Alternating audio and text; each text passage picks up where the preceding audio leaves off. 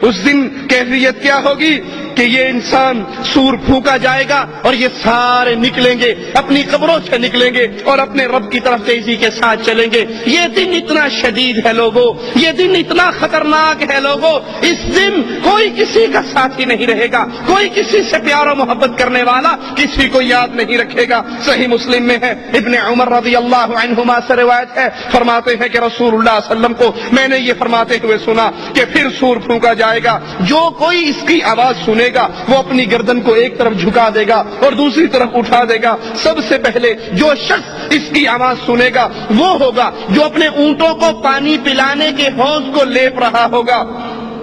یہ شخص یہ چیخ سن کر، یہ آواز سن کر، یہ پھونک سن کر بے ہوش ہو جائے گا۔ جب سارے لوگ بے ہوش ہو جائیں گے تو اللہ عز و جل آسمان سے بارش کو نازل فرمائے گا جو شبنم کی طرح ہوگی، اس کی وجہ سے لوگ رک جائیں گے، یعنی قبروں میں پھر مٹی کے جسم بن جائیں گے۔ پھر وہ دوبارہ سور پھونکا جائے گا تو سب اچانک کھڑے ہوں گے، سب اللہ کے دربار میں پیش ہوں گے۔ وہ اللہ جس نے پانی کے قطرے سے، نطفے سے انسان کو پیدا کیا، وہ اللہ قادر ہے مرنے کے بعد یہ جسم مٹی ہو جائے گا۔ جس کے جسم کو چاہے اللہ بچائے تو بچائے، وگرنہ یہ جسم خاک میں بدل جائے گا۔ تو اللہ عز و جل دوبارہ ان جسموں کو پھر اکٹھا فرمائے گا۔ قیامت کا دن ہوگا، یہ پہاڑ روئی کے گالوں کی طرح اڑتے پھریں گے۔ یہ پہاڑوں کو مالک کہتا ہے میں ان پہاڑوں کو چلاؤں گا اور آپ زمین کو ظاہر پائیں گے، ہم پھر سب کو اکٹھا کریں گے۔ اس دن کوئی نہیں بھاگ سکتا، اس دن کوئی فرار نہیں ہو سکتا، اس دن کوئی ایسی جا پناہ نہیں ہے جہاں انسان اللہ سے بچ کر وہاں پر چھپ جائے اور اللہ کے دربار میں پیشی نہ ہو۔ اس دن سب کو اللہ کے دربار میں پیش کیا جائے گا۔ آج جتنے مکر و فریب کرنے والے، ان سب کے مکر و فریب قیامت کے دن ختم ہو جائیں گے، جس دن اکیلا اکیلا آدمی اللہ کے دربار میں پیش ہوگا، تنے پنہا ہوگا، دائیں طرف دیکھے گا لا یرا الا اعمالہ، اپنے اعمال نظر آئیں گے، بائیں طرف دیکھے گا اپنے اعمال نظر آئیں گے، سامنے دیکھے گا جہنم دیکھتی ہوئی نظر آئے گی۔ اس دن کوئی سفارشی نہیں، کوئی سننے والا نہیں، کوئی دوست نہیں، کوئی پیسے لے کے کام کرنے والا نہیں، کوئی کسی کے واسطے سے کام کرنے والا نہیں۔ قیامت کے دن کی خطرناکی کی کیفیت کو یاد کر لیجئے۔ اس دن سب کو اکٹھا کیا جائے گا، ہر بندہ تنے تنہا آئے گا، اکیلا اللہ کے دربار میں آئے گا، کوئی اس کا ساتھی اور ساجی نہیں، کوئی اس کو بچانے والا نہیں۔ وہ اللہ عز و جل، اس کی قدرتیں ایسی ہیں، زمین اللہ کے ہاتھ پہ لپٹی ہوئی ہوگی، آسمان سارے کے سارے آسمان اللہ کے دائیں ہاتھ پہ لپٹے ہوں گے۔ بے شک اللہ تعالی آسمانوں کو ایک انگلی پر، زمینوں کو ایک انگلی پر، پہاڑوں کو ایک انگلی پر، درختوں کو ایک انگلی پر اور تمام مخلوقات کو ایک انگلی پر پکڑے گا اور پھر فرمائے گا ان الملک این الجبارون این المتکبرون این الملوک الارض۔ اللہ عز و جل آواز لگائے گا آج کون بادشاہ ہے، آج کس کی حکومت ہے،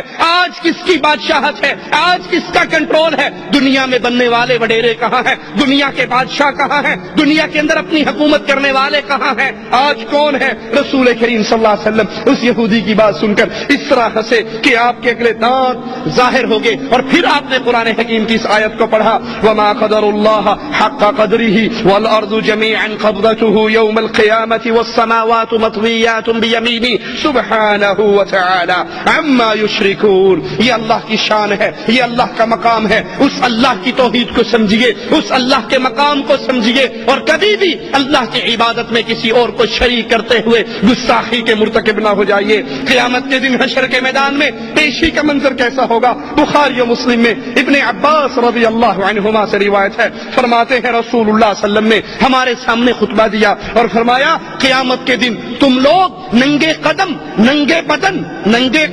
اور ننگے بدن بغیر ختنہ کے جمع کیے جاؤ گے۔ پھر قرآن حکیم کی آیت تلاوت فرمائی کما بدأنا اول خلق نعید، جیسے ہم نے ان کو پہلے پیدا کیا ویسے ہی ہم ان کو دوبارہ لوٹا دیں گے۔ قیامت کے دن اللہ کے دربار میں پیشی کا منظر، جسم بھی ننگا ہے، کپڑے نہیں ہیں، پاؤں بھی ننگے ہیں، جوتے نہیں ہیں اور ختنے بھی نہیں، غیر مختون ہیں۔ اس حالت میں اللہ کے دربار میں کھڑا کیا جائے گا۔ رسول کریم صلی اللہ علیہ وسلم فرماتے ہیں سب سے پہلے اللہ عز و جل خلیل اللہ ابراہیم علیہ الصلوۃ والسلام کو لباس پہنائے گا۔ اللہ کے نبی فرماتے ہیں میری امت کے کچھ لوگ لائے جائیں گے اور انہیں بائیں جانب دھکیل دیا جائے گا. میں کہوں گا اللہ یہ تو میری امت ہے, یہ میری امت کے افراد ہیں, میں ان کو وضو کی وجہ سے پہچانتا ہوں, ان کے ہاتھ پاؤں چمک رہے ہیں, یہ میری امت کے افراد ہیں. اس وقت میں اپنے اللہ سے کہوں گا اللہ یہ میرے ساتھی ہیں, یہ میری امتی ہیں. اللہ فرمائے گا ان لوگوں نے آپ کے بعد کیا گل کھلائے, آپ کے بعد کیا کچھ کیا, دین اسلام میں کتنے اضافے کیے